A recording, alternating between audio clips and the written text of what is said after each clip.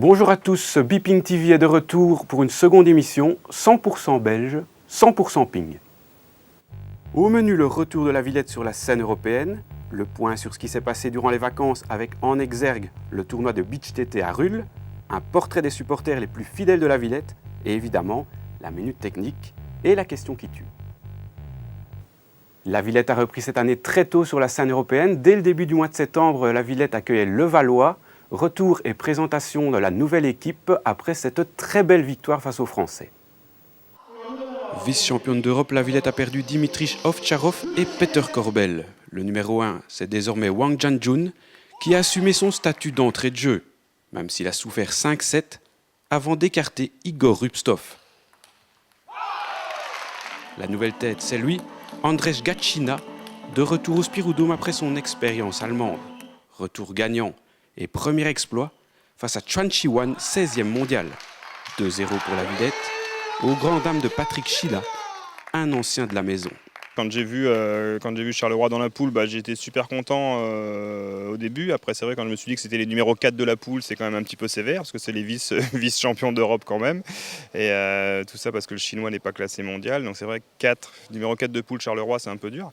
Mais bon, je vous dis, il y a, à part les Russes dans la poule qui sont normalement au-dessus, je pense qu'il y a 3 équipes homogènes. Et c'est vrai que nous, de perdre 3-0 d'entrée, on ne s'attendait pas à ça et on est très déçus. Et au goal average, c'est vraiment pas très bien, quoi. À plus de 40 ans, le vieux serviteur Jean-Michel Sèvres est confirmé comme numéro 3, une valeur sûre et un choix gagnant. Le jeune espoir français de Levallois Manu Lebesson n'a pas fait le poids. 3-0 et un premier succès très important pour Charleroi. Quant à Patrick Schilla, il aurait sans doute rêvé d'un plus beau retour. Charleroi, c'est quand même des bons souvenirs pour vous ?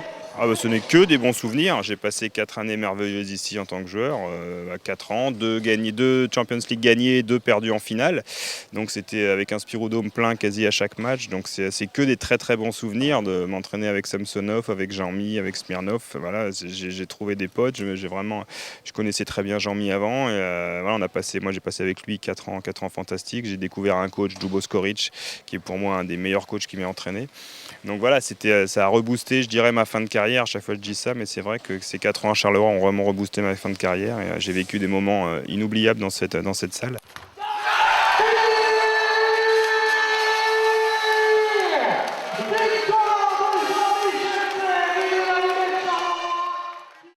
Brought together fashion experts from all over the world, and they all came to the same conclusion. 7! That 7 is definitely more beautiful than 2. Which is why we backed our new Kia Sportage with a 7-year warranty instead of 2.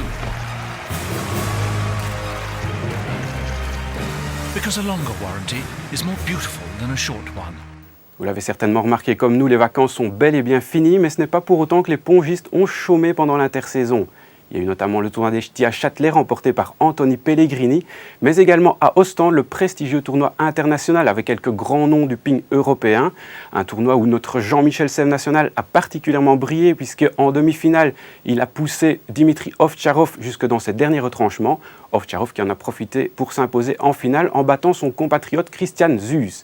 À l'autre bout de la Belgique, dans les Ardennes, se déroule un tout autre tournoi. Vous pensez que la plage et les vacances n'ont rien à voir avec le tennis de table? Détrompez-vous, la preuve.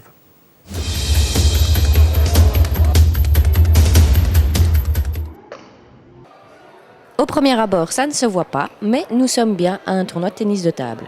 Un peu particulier, on vous l'accorde, puisqu'il se joue en double, sur sable et pendant 24 heures. C'est à Rulle que l'équipe de Beeping a déniché ce tournoi pas comme les autres. Rulle est un petit village luxembourgeois situé dans la province d'Abbé.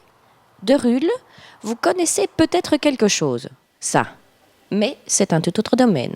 Donc, le club de Rulle existe depuis 30 ans. Donc, il a été créé en 1980. Et au départ, il portait le nom de JP Rulle 150. Pourquoi ? Parce que c'était l'année du 150e anniversaire de la Belgique. Vous avez combien d'affiliés ? Plus ou moins 80. Pour une population de 800 habitants dans le village de Rulle. À Rulle, une personne sur 10 joue donc au tennis de table. Et à la Pentecôte, au mois de mai, ce sont les 24 heures beach tennis de table qui occupent toutes les pensées. Ça fait 9 ans que ça dure et le tournoi prend de plus en plus d'importance. Je pense qu'on ne saurait plus passer outre cette activité qui est vitale pour la survie de notre club, pour pouvoir dispenser des entraînements à nos jeunes. Parce que nous disposons d'une très bonne pépinière de jeunes. À ce tournoi, on joue au ping, on se déguise et on fait la fête. Mais d'où vient cette idée, ce concept original ? En fait, on cherchait des moyens pour gagner de l'argent parce qu'il faut payer les entraîneurs. Et on a parlé une fois d'une beach, d'un bal beach. Et puis pour finir, on a atterri à cette beach TT qui dure depuis 9 ans maintenant. C'est devenu une institution dans la région. Oui, on peut dire ça, oui. C'est beaucoup des joueurs de toute la province du Luxembourg connaissent en tout cas. Ça, on commence à en parler un petit peu en Wallonie, mais encore pas beaucoup. Mais bon, on espère que ça va venir, on verra bien. Et pour en parler, tendons le micro à l'un des participants les plus assidus. Jamais manqué une seule édition.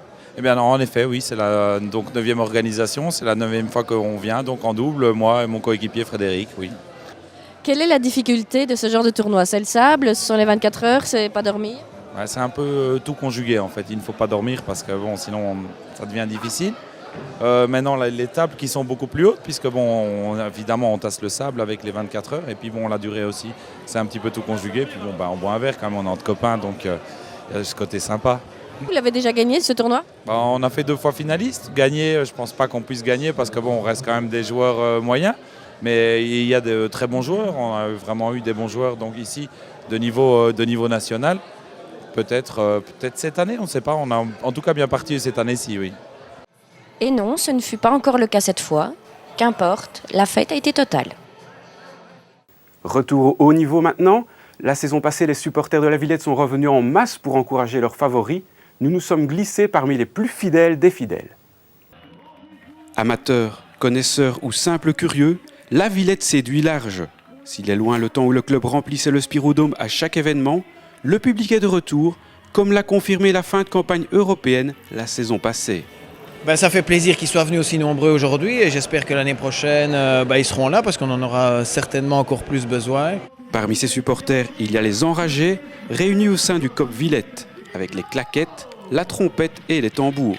Eux sont de tous les grands soirs. Aristide, super ambiance ce soir. Excellente ambiance. Je pense que l'enjeu, malgré tout, les supporters, les vrais, et puis l'ambiance portée par le speaker de service, animateur, a fait que c'est une belle réussite. Et gagner de cette manière-là, c'était assez stressant, mais le résultat n'en est que plus beau. Pour revenir au match d'aujourd'hui, il y avait un monsieur avec une cloche de vache comme ça serait une bonne recrue lui. Hein. Oui, tout à fait, donc j'ai des contacts avec lui. Je l'ai poussé à aller voir notre secrétaire de la Villette pour poser aussi, pas sa candidature, mais pour s'affilier à ce club de supporters qui se crée actuellement. Bon, on essaye maintenant d'avoir des gens et de promouvoir cette nouveauté pour redynamiser, comme dit le président. Et en déplacement, ça se passe comment ? En déplacement, ça se passe bien. La dernière fois, c'est donc l'année dernière en demi-finale contre Düsseldorf, nous étions une quarantaine. Et lors d'un nouveau déplacement à Düsseldorf pour la finale retour de la Champions League, ils étaient encore une bonne soixantaine à avoir effectué le voyage. Quand on aime, on ne compte ni les heures, ni les kilomètres. Nous vous l'avons promise, elle est de retour, la minute technique de Dubravko Skoric. Aujourd'hui, le top spin. Et on contrôle 3 choses. Donc, on doit bouger notre jambe, on doit contrôler notre bassin qui ne flotte pas. Au moment où on touche le bal, on serre un petit peu notre bassin. Et finalement, 3e point, c'est poignet. Si on connecte cette chaîne avec ces 3 points ici, on va toucher le bal correctement, on va donner la qualité. Ça, c'est sûr. Donc ça, il faut penser vraiment tout le temps. Donc maintenant, peut-être le meilleur exemple, il vient d'Asie. On a dit spécialement pour le style porte-plume, 80%, 70% du jeu, c'est coup droit. Le reste, c'est revers. À cause de ça, souvent, dans ce match, lui, la position diagonale, ouvert comme ça, cette position permet, lui, quand il joue tout de suite, au plus vite possible, son coup droit. Top spin.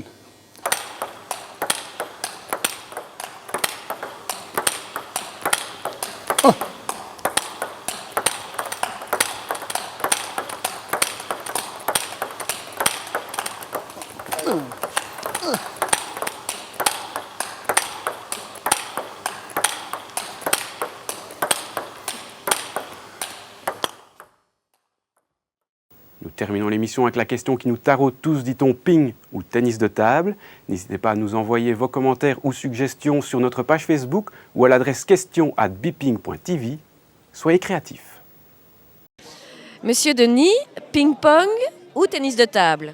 Tennis de table. Ping. Pourquoi? Parce que ici on joue au tennis de table, le ping-pong, tout le monde sait jouer au ping-pong, pas tout le monde sait jouer au tennis de table. Les deux s'emploient, mais bon, je pense que pour la pratique de notre sport, on est un peu puriste, donc on aime bien dire tennis de table. Maintenant, pour monsieur, madame, tout le monde, ping-pong, bon, c'est à peu près la même chose. Je pense que le meilleur, c'est d'y jouer, tout simplement. Et puis, l'un ou l'autre, c'est la même chose. Bah, tous les pongistes qui sont un tout petit peu professionnels, ils vont répondre tennis de table. Ping. Pourquoi? Parce que ping-pong, ça fait un peu sport dans le garage. Et voilà, je les vois déjà rigoler, j'ai déjà peur ce qui va m'arriver après. Ah, je crois que les deux sont d'actualité, mais aujourd'hui, j'ai eu l'occasion de dire dans mon petit message que Gerpin était le roi du ping ce soir. Donc c'est une expression consacrée. Je crois que de plus en plus, on va vers un langage jeune et raccourci. Donc peut-être le ping.